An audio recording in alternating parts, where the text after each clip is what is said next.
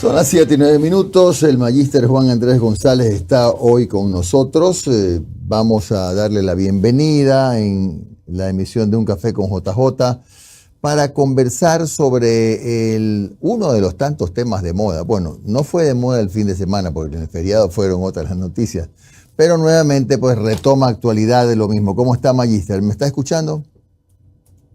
Buenos días, claro y fuerte, Jimmy. Buenos días a todos ustedes. A ver, magíster, ¿es factible la destitución del presidente de la República mediante el juicio político? ¿Los argumentos expuestos hasta el momento ameritan que efectivamente se produzca esta destitución?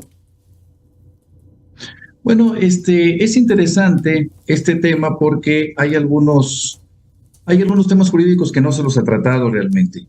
Se analiza el artículo 129 que efectivamente faculta a la Asamblea Nacional para proceder al enjuiciamiento político del presidente o presidenta de la República.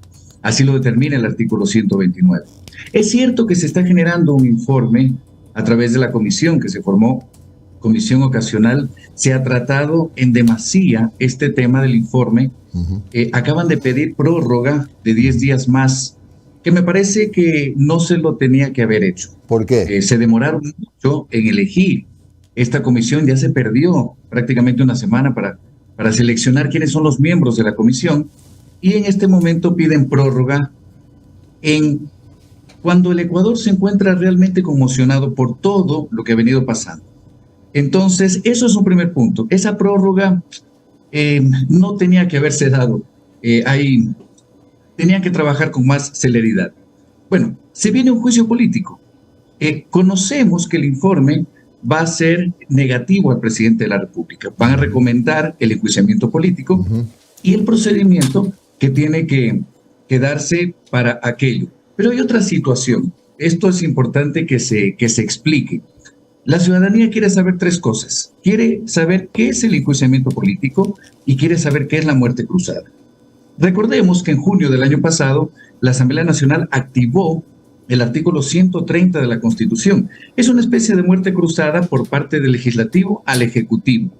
No se consiguió los votos, pero no se paraliza la posibilidad de que la Asamblea pueda hacerlo nuevamente, porque el artículo 130 determina exactamente dentro de sus incisos: esta facultad podrá ser ejercida por una sola vez durante el periodo legislativo, pero no fue ejercida porque el acto no se generó como tal, no existió la destitución. Regresemos al artículo 129. Se va a proceder a un enjuiciamiento político donde se necesita para aquello las 2/3 partes de los votos de la Asamblea Nacional. Hasta ahí correcto. ¿Qué es lo que va a pasar? Se destituye al presidente en el caso A y inmediatamente asume la presidencia el vicepresidente de la República. Ya. En ese momento hay algo que a mí me preocupa mucho, que es el artículo 148. Ese artículo 148 permite al Ejecutivo, es decir, al presidente de la República, en cualquier momento activar la muerte cruzada. ¿Qué es lo que va a pasar? ¿O cuál es otro escenario? Que mientras la Asamblea presenta el juicio político, mientras la Asamblea consigue esos 92 votos que se necesita, vienen por debajo lo que se llaman los operadores políticos. ¿Por qué? Porque viene una amenaza del otro lado. Si se activa el juicio político, si consiguen esos votos, inmediatamente se activa el 148, que es la muerte cruzada. No debería existir un candado en la Constitución que mientras existe un proceso de juicio político al presidente de la República, no se puede activar la muerte cruzada. Pero ese candado no existe. Quiere decir que puede estar pasando una pantomima dentro del Legislativo y dentro del Ejecutivo, y eso es preocupante, Jimmy. Claro, ahora, el problema es que no hay ese candado. Y en consecuencia, efectivamente, en cualquier momento el presidente de la República, si cree oportuno, va a buscar el atajo de la muerte cruzada. Esa es la realidad, ¿no? Esa es la realidad. Es lo que pasa ahí, Jimmy. Existe el artículo 15 de la LOCEP, determina que si un asambleísta, pongamos el caso de asambleísta, ¿no?, es destituido, no puede ejercer nuevamente el mismo cargo durante 2 años. Perdería sus derechos políticos. ¿Qué pasa con los asambleístas? Nosotros, no quiero criticar a cada uno de ellos, ¿no? Pero podríamos pensar los ecuatorianos que los asambleístas también se están cuidando. Todavía tienen 2 años más dentro de la función legislativa. Es decir, que al no existir este candado, por debajo se pueden estar manejando otras situaciones. Los 92 votos en caso de conseguir, ¿qué se podría pensar? Que inmediatamente, o ya tiene el presidente de la República en su escritorio ya el decreto de muerte cruzada. Entonces, ¿hasta qué punto la Asamblea Nacional está comprometida con el Ecuador? ¿Hasta qué punto los asambleístas del Ecuador dicen sí? O sea, existe una crisis política, existe conmoción interna y por lo tanto tenemos que decirle al presidente que hasta aquí nomás y se generen otras situaciones, no como ya lo determina el artículo 129.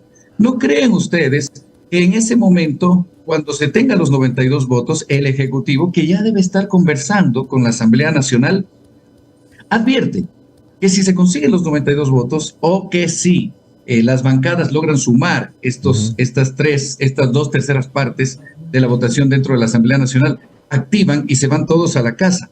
Ese es un temor grande que tienen los asambleístas porque se acabaría ya su periodo para el cual fueron elegidos. Eso es lo preocupante, Jimmy. Se activa el 148 y prácticamente en el Ecuador no pasa nada. Y el informe que se está preparando quedaría en el recuerdo, quedaría en el olvido, porque como en el Ecuador tenemos noticias a diario, se va a olvidar, así como se olvidó en su momento que haya pasado inconstitucionalmente, desde luego, la ley económica urgente. Sí, se quedó en el olvido porque se presentó a la Corte Constitucional algunos pedidos, algunas denuncias de inconstitucionalidad, pero nos olvidamos y así tal vez nos vamos a olvidar de este asunto del juicio político y todos los informes que se están generando que avergüenzan al país se quedarían, ya lo dije, en el olvido y vendrían otras pantomimas más. Tengamos cuidado con eso porque el 129 se aplica, pero el 148 puede calmar toda esta amenaza de destitución del presidente de la República. Claro, a ver, me corregirá si me equivoco. En el supuesto no consentido que el juicio político se lleve a cabo, se destituya al presidente, asume el vicepresidente de la República por el tiempo que resta, que ya van a ser 2 años, o sea, la mitad del periodo. Yo no sé si a qué partido político le convendría cambiar esa figura cuando a lo mejor pueden apostar a que sean 2 años más donde a lo mejor se sigan cometiendo errores y se siga generando esta siembra de voluntades, de votos, etcétera, para la siguiente elección. No sé, desde mi personal punto de vista, me parece que, voy a abrir comillas, y asumo, el negocio político de los partidos debería ser apostar a que haya 2 años más de un gobierno del vicepresidente débil, y que llegue al 2025, pues ahora sí una batalla campal por la presidencia de la República con los partidos más fortalecidos que en teoría serían pues la 5 y Pachacuti. Bueno, eso es una opinión mía. Vamos, Omar y Noris. Doctor, ¿cómo está? Omar Jaén le saluda. Omar, buenos días. Doctor, a ver, más allá de las posibilidades que se puedan presentar, de si Guillermo Lasso puede o no atajar la situación con una muerte cruzada como tal, que por cierto, entre paréntesis lo comento, yo creo que si el gobierno tuviera la certeza de que van a haber los 92 votos, yo creo que ya hubieran ejecutado la muerte cruzada. Yo creo que ya el gobierno sabe que hay un sector de Pachacuti y de la izquierda democrática que no van a dar los votos. Para llegar a los 92, me refiero. Ahora, doctor, más allá de todo esto, de todas las posibilidades que pueda haber, ¿qué delitos, de lo que se conoce del informe, qué delitos se pueden estar configurando, más allá de que no sean causales para la destitución del presidente, para llevar a un juicio político? Más allá de eso, ¿qué delitos se pueden encontrar de lo que se conoce de este caso del gran encuentro, del encuentro? Mire, o sea, lo que pasa es que el informe, no sé si ustedes han visto esa serie, está en Netflix, ya creo que ya, no sé si siga, ¿no? La Casa de Cartas, donde se habla en los Estados Unidos y cómo se maneja todo. Hay algo en la comisión que me llamó la atención. Tenían que haber convocado a todos los abogados, a gran cantidad de abogados, para que se pueda tantas hojas, tantos folios que leer, tanta información que se tiene, pero cumplir con el Ecuador en los plazos determinados. Eso en primer lugar.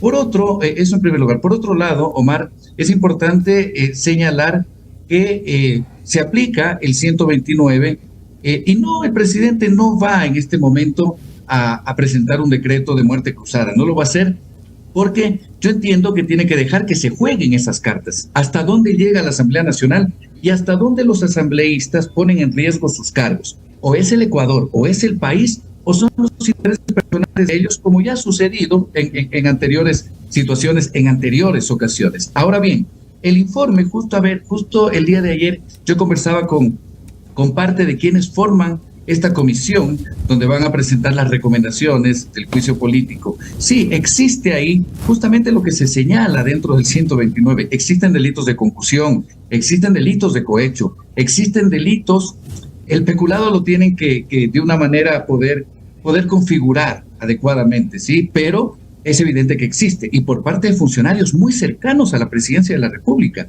y cercanos a la cúpula de la presidencia de la República. Y por otro lado existen delitos como el enriquecimiento ilícito, que eso es gravísimo. Yo repito el tema, Omar. El Ecuador, hay momentos donde la corrupción a muchos de los ecuatorianos nos causa risa, ¿sí? Y nos reímos en las reuniones familiares.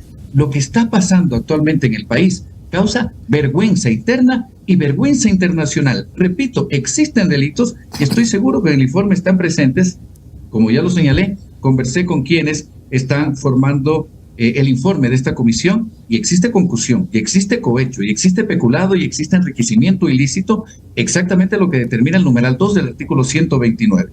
Ahora, que eso atente contra la seguridad del Estado, también se lo puede configurar. También atenta contra la seguridad del Estado, y eso es grave. Eso es muy grave. Entonces, por ahí, Omar, yo creo que se puede configurar usted habla todo sobre este tipo de delitos. Doctor, usted habla del tema de la seguridad del Estado porque alguien que tiene supuestos vínculos con la mafia albanesa ha tenido contacto directo para nombramientos de ministros y de autoridades en diferentes áreas. Ahí se podría configurar un atentado contra la seguridad del Estado, ¿o no? O sea, se puede configurar la seguridad, un atentado contra la seguridad del Estado. Ya lo dijo usted, las relaciones que tiene este gobierno y que no son pantomima, repito nuevamente la palabra, ¿por qué? Porque lo que están haciendo puede que sea una pantomima y tenemos que tener cuidado. Sí, atenta contra la seguridad del Estado, porque al conocer que nuestro gobierno nacional, nuestra función ejecutiva dentro de la República está vinculada con el narcotráfico internacional, lógicamente existen repercusiones dentro de lo que está pasando actualmente en el Ecuador y que nadie le pone atención. Cada día más muertos, cada día más delincuencia, la inseguridad jurídica, que es importantísimo. La institucionalidad se acaba, estamos a punto de nuevamente volver o que se vuelva a las calles, a las protestas, al derecho a la protesta, y no lo digo yo, sino ya lo vienen anunciando las organizaciones sociales de este país. Entonces sí, se está creando un caos dentro del Ecuador y los argumentos para el 129 existen, pero repito ahí que es fundamental. ¿Hasta qué punto los asambleístas se van a jugar su pellejo, van a jugar sus cargos por el país? ¿Hasta qué punto se van a lograr esos 92 votos? Vamos a ver, son 137 asambleístas. Yo no sé cuántos de ellos puedan reelegirse después de lo que han venido haciendo en la Asamblea Nacional y el descrédito que tienen y la baja aprobación que tienen por los ecuatorianos. Entonces ellos, o muchos de ellos, en el momento que dicen, vamos al 129, apliquemos el enjuiciamiento político porque es una vergüenza nacional, el presidente tiene que irse a la casa, que no dudo que tiene que irse a la casa, incluso, abro paréntesis, debería, por ética y por responsabilidad con la patria, renunciar. Eso tendría que hacer, cierro paréntesis. Pero por otro lado, los asambleístas van a decir, estamos en juego, porque no existe este candado que debería existir. Y en el momento que se consiguen los 92 votos, que eso se sabe, en los pasillos de la Asamblea siempre se sabe cuántos votos hay y cuántos no. Cuando uno llega al Pleno exactamente a la votación, anteriormente ya se sabe si se tienen o no los votos. Si se tienen los 92, el 148, pero viene de picada. ¿Por qué? Porque el presidente de la República va a decir, si me sacan a mí, muy bien, sáquenme, pero nos vamos los dos. ¿Están los asambleístas dispuestos a jugarse su cargo por el país? Vamos a ver qué pasa. De lo contrario, sería una pantomima lo que están haciendo, una vergüenza para la patria y están jugando con los intereses del país. Doctor, la última parte antes de darle el paso a Noris. Lo que ha ocurrido durante estos últimos días después de la comparecencia de Diana Salazar es que están diciendo, a ver, Diana Salazar dice que el informe que ella tiene no es el mismo que se ha presentado. Según el medio de La Posta, la diferencia es que el documento blanco que ellos tienen, exacto, que ellos tienen a color y que la que tiene Fiscalía es en blanco y negro. Y el término que también utiliza Diana Salazar es que no estaba foliada. ¿Nos podría explicar qué significan estos términos y cuánto podría incidir el hecho de que una copia sea color y que la otra sea en blanco y negro? Pero no inciden absolutamente nada. O sea, porque el informe no es que esté presentando La Posta. Y eso lo ratificó el representante del medio de comunicación La Posta en su comparecencia.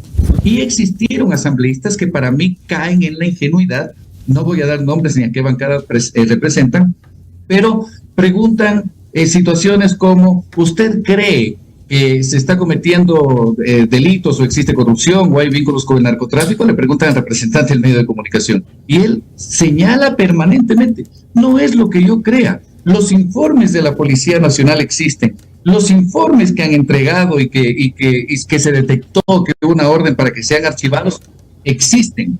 Entonces ahí también los asambleístas un poco más de viveza, ¿sí? Que se sacudan un poco más porque no pueden desaprovechar comparecencias tan importantes para preguntar cosas o criterios personales a los comparecientes. El informe blanco y negro o el informe a color no altera en lo absoluto. Que esté foliado o no esté foliado significa que así como los abogados llegamos a hacer prácticas cuando nos estamos graduando y le vamos poniendo números a cada una de las hojas, ¿sí?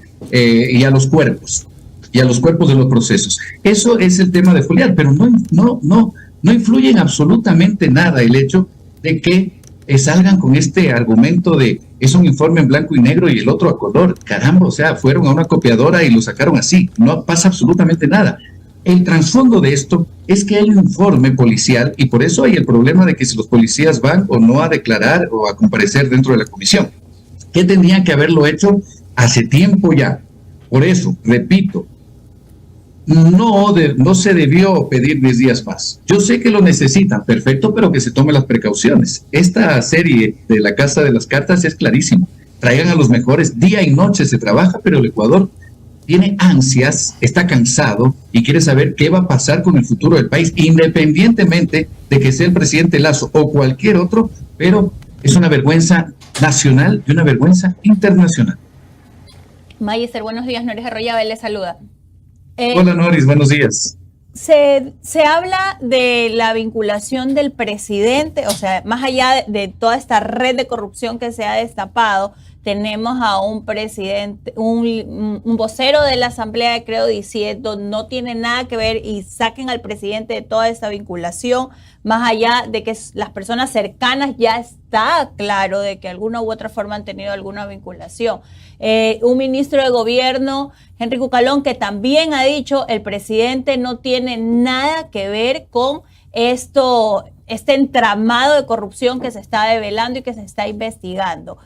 De acuerdo a los informes que se han dado, a todas las noticias que han salido, incluso al proceso de investigación que ya estaba archivado en Fiscalía y que ahora de alguna u otra forma ha sido desarchivado públicamente, realmente existe un vínculo del presidente con todos estos actos de los que se está acusando, o es algo que por default, por rebote o porque está dentro de todo este círculo, él es parte de.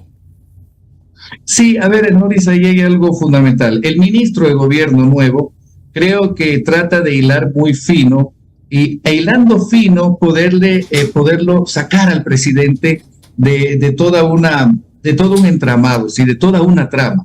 No puede hacerlo. El ministro actual de gobierno está pecando de ingenuo e inocente y lastimosamente él llega en un momento de conmoción social y no conoce realmente lo que está pasando o lo que ha pasado dentro de este gobierno nacional. Así que me apena cuando lo escucho al ministro de gobierno actual, porque está pecando de inocente, está tratando de defender lo que es indefendible. No importa, a veces para muchos dicen, el presidente de la República no está involucrado en lo que está pasando en el Ecuador. Perfecto, yo acepto eso si me dicen, oye, el director de tal ministerio, según la tipología de los ministerios, el director de la provincia de Morona, Santiago, de X ministerio, tuvo un problema de cohecho o concusión y el presidente no lo sabía. perfecto, tal vez se puede entender, aunque tampoco es justificativo, pero que me digan que el cuñado del presidente, que los más cercanos de las empresas del presidente que ahora están en el gobierno, que los más cercanos a la cúpula del gobierno nacional están involucrados en este tema de lo que está ocurriendo, ¿no? Del narcotráfico, de la corrupción de las empresas públicas. Entonces, que no nos tomen como despistados. Entonces, si quieren decir al presidente que no está involucrado, creo que es bien complejo, porque el Ecuador ya no está comiendo cuento y las pruebas que se están dando son clarísimas. Los informes no vienen de periodistas, los informes no vienen de oposición, los informes no vienen de grupos que quieran ganar protagonismo mediático en este momento. No, los informes vienen de la Policía Nacional, los informes vienen del Estado, y al hablar del Estado estoy hablando de la República como tal. Los informes no son inventados, los informes nos están diciendo que fueron archivados por orden del gobierno nacional, que fueron archivados para que no se destape la olla de grillos, que fueron archivados para que todo lo que está sucediendo en el país no se sepa. Ahora bien, vamos un poquito para atrás, Noris, y a las elecciones, ¿sí? Voy a topar rapidísimo las elecciones pasadas. Perdón. Sobre el tema de las elecciones, hay un tema importantísimo y que es muy grave, del que se está hablando también, y es la vinculación del gobierno y de la campaña del presidente con la mafia albanesa. Se lo ha dicho, pero hasta el momento no se ha encontrado pruebas realmente fehacientes que vinculen al presidente con estos hechos en concreto, ¿no? Compareció Guido Chiriboga en la asamblea y una de las peticiones que le hicieron fue entregue el informe financiero porque el CNE no lo ha entregado.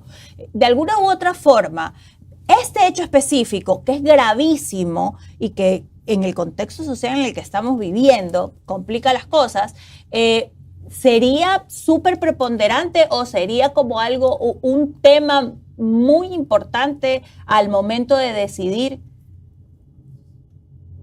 Claro, o sea, existen algunos indicios de los vínculos con la mafia, con el narcotráfico internacional albanés, ¿no? Existen esos vínculos. Ahora bien, yo no sé hasta qué punto el Ecuador o quien investiga estos casos, la Asamblea, la Fiscalía como tal, quieran llegar realmente al meollo, digámoslo así. ¿Por qué? Nosotros en el Ecuador sabemos que no se puede detectar quiénes están lavando y sabemos que se lavan. Nosotros en el Ecuador sabemos quién está involucrado en el narcotráfico y quiénes no están involucrados. Y determinar aquello a veces cuesta mucho, ¿sí? Y a veces cuesta mucho también por el peligro al cual nos enfrentamos o las personas se involucran cuando se detecta y cuando se denuncia.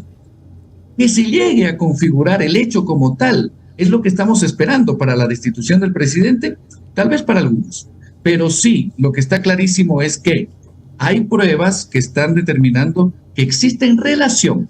Ya, esa relación que se está promoviendo y se está proponiendo dentro de los informes sería suficiente para que el presidente de la República diga: ecuatorianos, yo me retiro, voy a renunciar porque estas situaciones realmente son súper vergonzosas para el presidente, para el país, vergüenza nacional e internacional, debería renunciar y darle al Ecuador una salida dentro de esta sí conmoción social, de esta sí crisis política, pero ahora determinarlo como tal, que las autoridades trabajen fuerte en ello y que rápido también la Asamblea presente este informe. ¿Por qué digo? Porque en 10 días puede que se destape otra olla y nos olvidemos de esto y a los ecuatorianos nuevamente nos despiste, ¿no? Y hay que tener mucho cuidado en aquello. Gracias al magíster Juan Andrés González. Hemos hablado del tema de la destitución que se plantea al presidente de la República. Un buen día,